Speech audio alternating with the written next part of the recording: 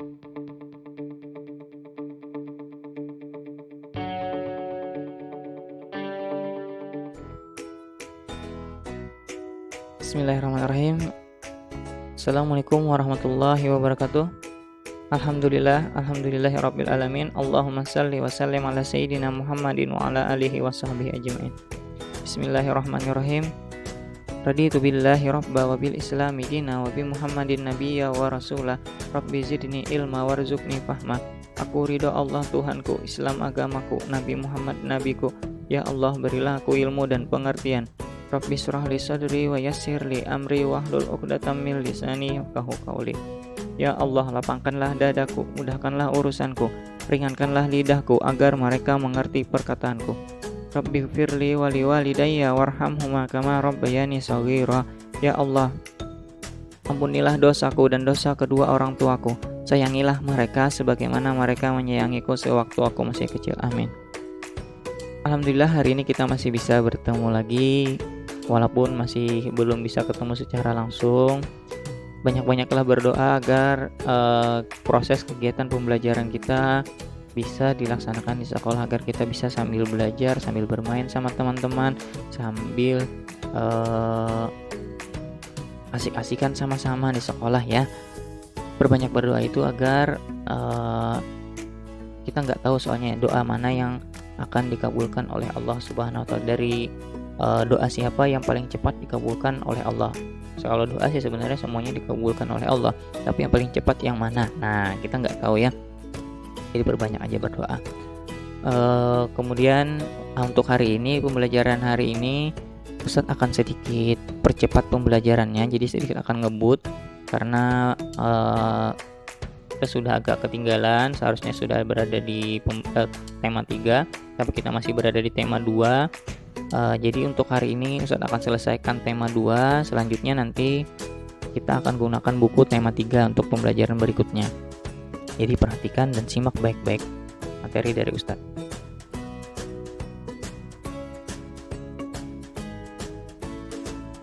Nah, sekarang kita sudah berada di pembelajaran 3 sub tema pembelajaran 3 tema 2 sub tema 3 ya.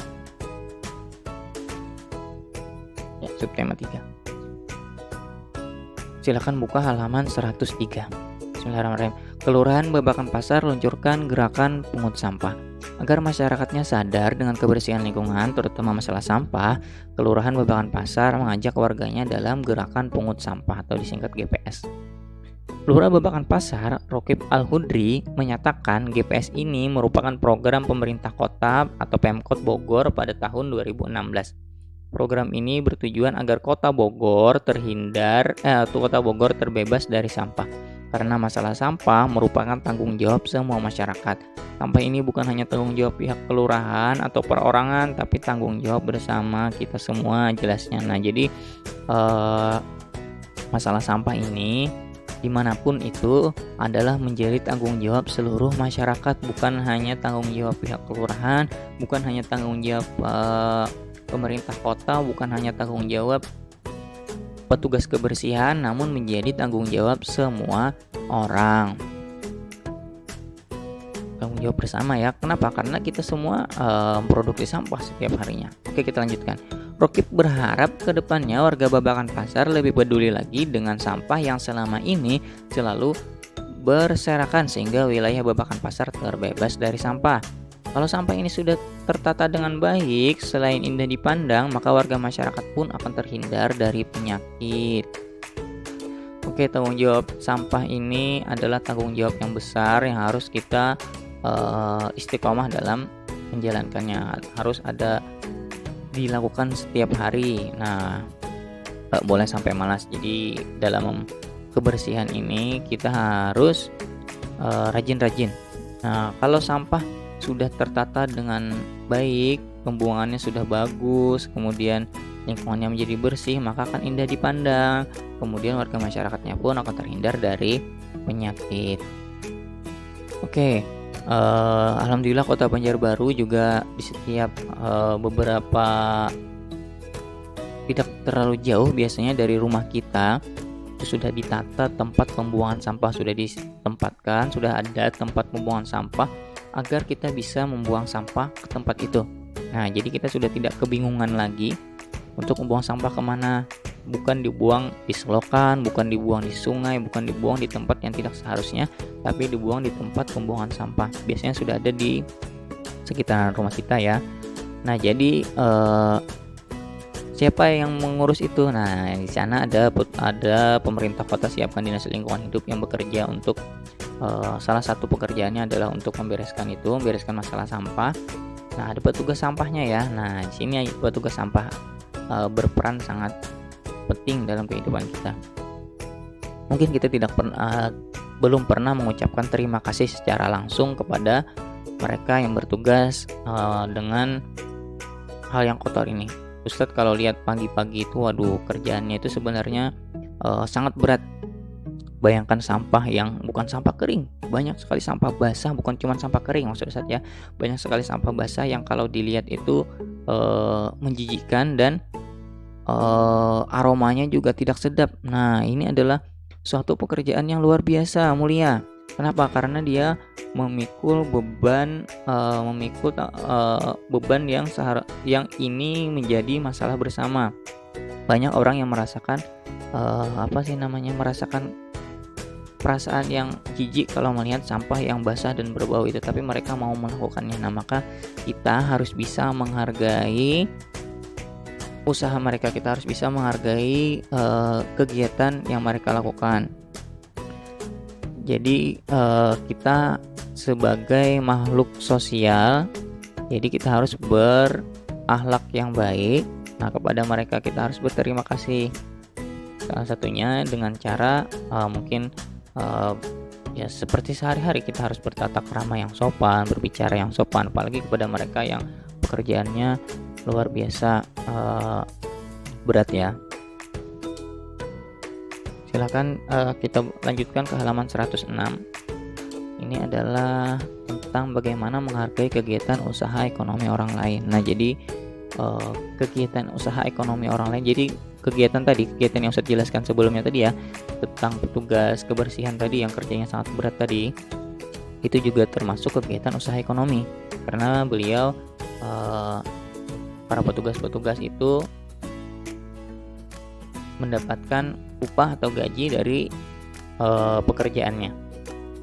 Bayangkan kalau mereka nggak ada, nah maka sampah yang ada di Banjarbaru tidak akan tertata, dan akibatnya apa? Akibatnya pemandangan kota Banjarbaru akan menjadi sangat kotor dan warga masyarakatnya akan mudah sekali terserang wabah penyakit.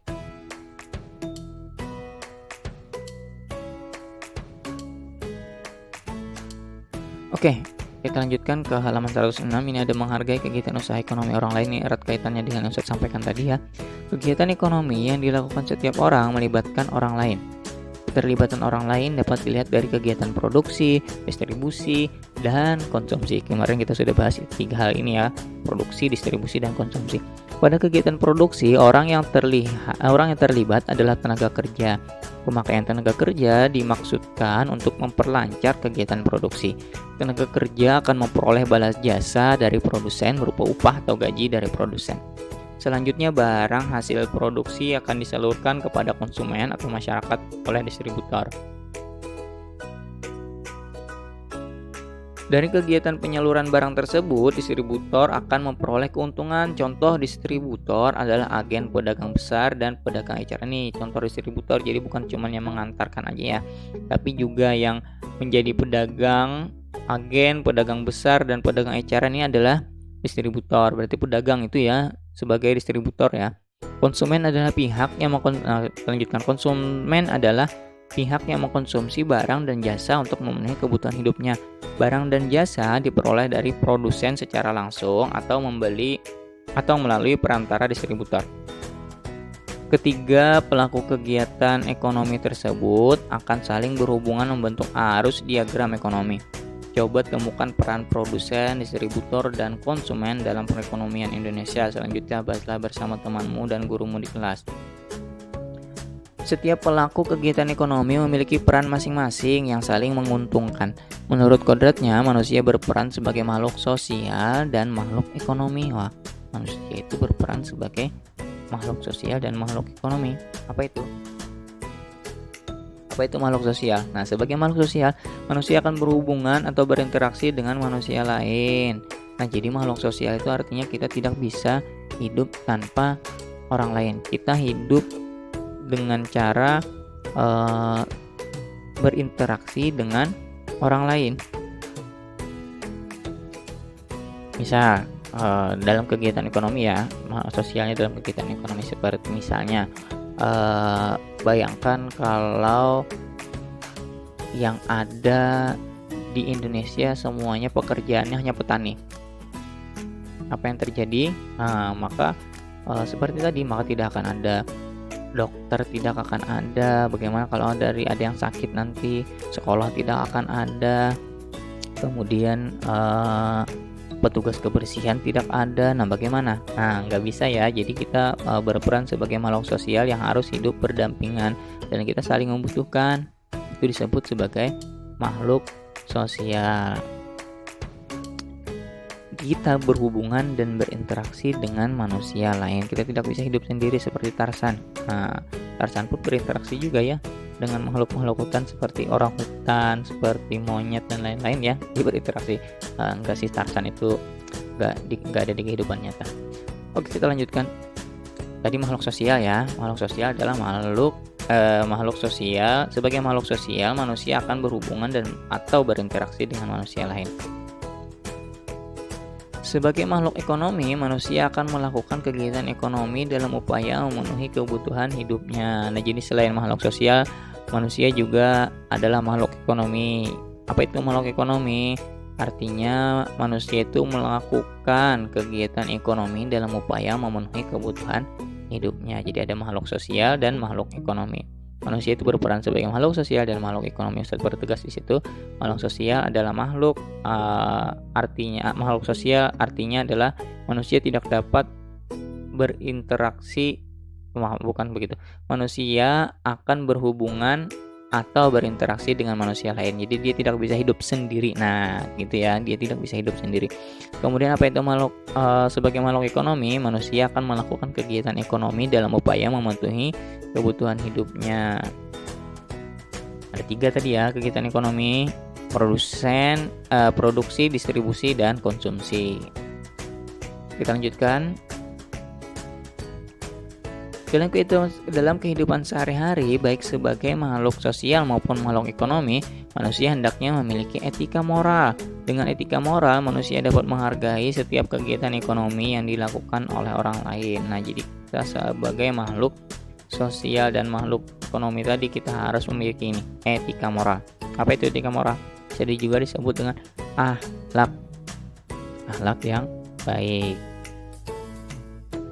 Nah, dengan akhlak yang baik, maka kita akan bisa menghargai setiap kegiatan ekonomi yang dilakukan oleh orang lain. Kalau akhlak kita baik, maka kita akan bisa menghargai petugas kebersihan, kita akan bisa menghargai guru, kita akan bisa menghargai petani, kita akan bisa menghargai ojek online dan lain-lain. Semuanya harus kita berikan penghargaan. Karena kita tidak bisa hidup sendiri tadi ya, kita tidak bisa hidup sendiri, kita membutuhkan orang lain. Oke, kita lanjutkan. Amatilah pakaian yang kamu kenakan. Bagaimana berlangsungnya proses produksi pakaian?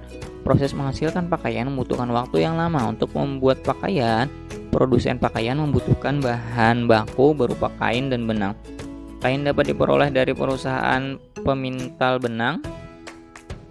Bahan baku benang berupa kapas yang dihasilkan dari perkebunan tanaman kapas. Untuk menjadi barang, kapas dipintal terlebih dahulu, kemudian untuk menjadi benang ya, ini tadi ya.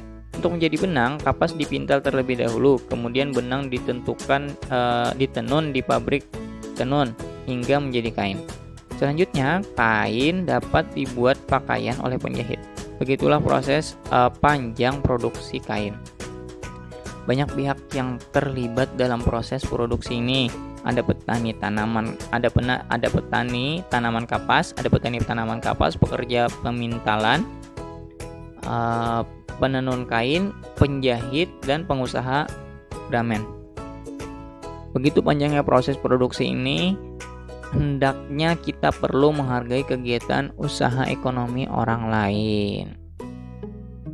Sangat penting ya untuk menghargai kegiatan usaha ekonomi orang lain ini.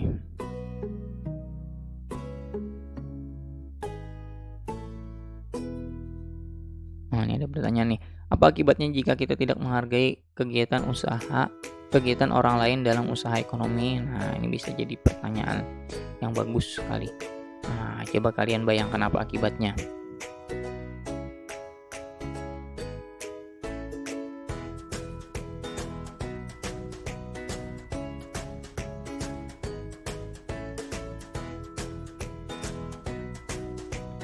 Kemudian mengapa kita harus bisa menghargai kegiatan usaha ekonomi orang lain juga ya? Mengapa? Coba kalian renungkan.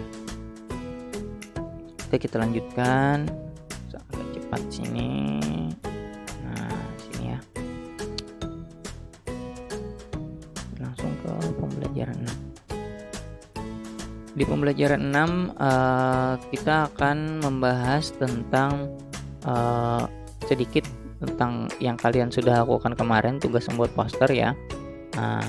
Ada yang menggunakan pewarnaan. Nah, tapi umumnya kita gunakan pewarnaan kering. Jadi ada dua jenis teknik pewarnaan, yaitu teknik pewarnaan basah dan teknik pewarnaan kering. Sebelum nemu yang menggunakan teknik pewarnaan basah, apa itu saya jelaskan dulu ya. Ada dua macam teknik pewarnaan, yaitu teknik pewarnaan basah dan pewarnaan kering. Teknik pewarnaan basah ialah pewarnaan menggunakan media memerlukan pengencer, misalnya tinta, cat air, atau cat minyak. Nah, jadi dia menggunakan pengencer. Bentuk pewarnanya itu lebih encer, biasanya misalnya tinta, cat air, atau cat minyak.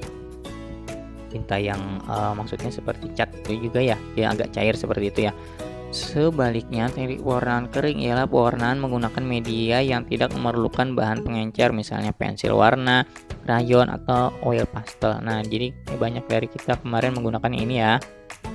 Hanya sebelum melihat yang menggunakan cat air atau cat minyak nih. Rangkaian gambar berikut merupakan gambar dari sebuah cerita tentang seorang anak yang tidak mau bekerja sama dengan temannya dalam menyelesaikan tugas mewarnai. Saat melihat teman-teman yang lain telah selesai menyelesaikan tugas, si anak mau bekerja sama untuk segera menyelesaikan tugas. Wah, curang ya. Seperti gambar sebelum diwarnai dan setelah diwarnai. Nah, ini kalau kita lihat dari hasil gambarnya ini menggunakan teknik pewarnaan kering. Teknik pewarnaan basah itu biasanya menggunakan kuas dan media pewarnanya biasanya berbentuk cat ya. Oke, mungkin sampai di sini dulu pembelajaran dari kita. Setelah ini mungkin ada beberapa pertanyaan yang bisa kalian kerjakan di Google Classroom. Silahkan. Saya akhiri dengan doa, Allahumma arinal haqqa haqqa warzuqna ijtibaa'a wa arinal batila batila warzuqna ijtinabah. Rabbana atina fid dunya hasanah wa fil akhirati hasanah wa qina azabannar. Subhana rabbika rabbil izzati amma yasifun. Wassalamun alal mursalin walhamdulillahi rabbil alamin. Dadah. Assalamualaikum.